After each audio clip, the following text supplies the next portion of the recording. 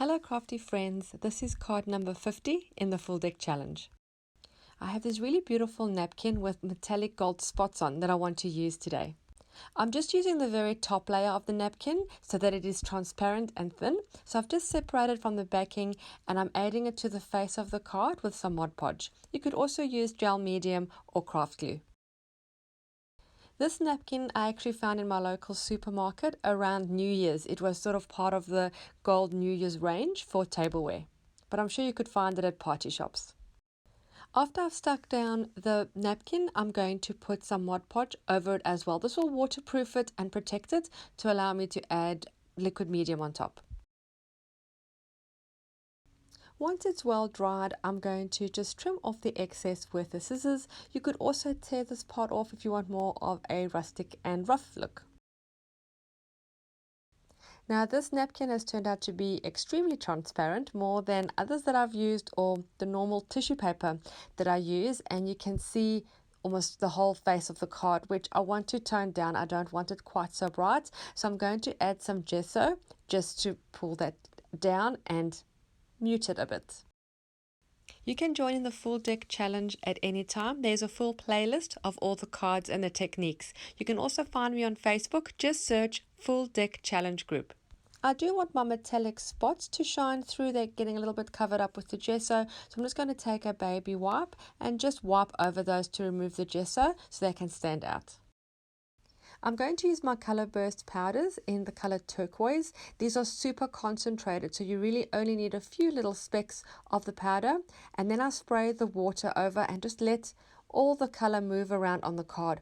I don't want it to cover the entire surface. I want it to have little splotches and the different designs as it sort of moves off the card. I just let it do its own thing and then I dry it well. I then wanted to add a bit more contrast, so I have my white Dilutions ink spray that I wanted to add as if it was sort of running down from the top of the card. So I just put a little bit at the top and then I add some water, but as it's running down, it's not getting the effect I want. It's sort of just one large blob going down, which I don't like. It wasn't how I imagined it to be. So I'm just dabbing it off and I don't like this, so we're just going to cover it up with a bit more turquoise to get rid of that white section. Not everything we try works, but I think it's always worth to give it a go. That's how you learn and how you grow as an artist. Don't be afraid to mess up. There's always a way to fix it, in most cases. So adding more turquoise has actually made it more bold. The color is sharper and more vivid, and it's become a little bit more dark on the one side and made more designs. I really like the way that worked out. I'm just now adding a little bit of white splatter with the ink spray just to give it a little bit of a contrast. It's very, very subtle, and I do like my paint splotches when I do my artwork. And I'm very excited to use my new stencils from PM Artist Studio. This set is a set of 7 stencils. I'll show you each design. The lovely Mariah from PM Artist Studio sent these for me to try.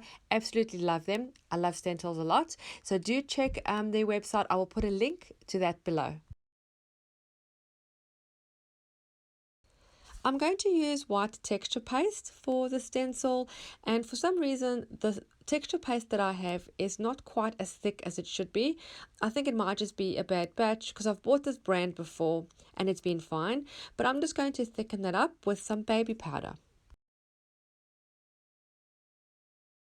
So I just put in quite a generous amount of the baby powder and then use a large spatula and just move it around and blend it in until it's the consistency you want. I like it quite thick but not dry. You want it to be able to hold its form.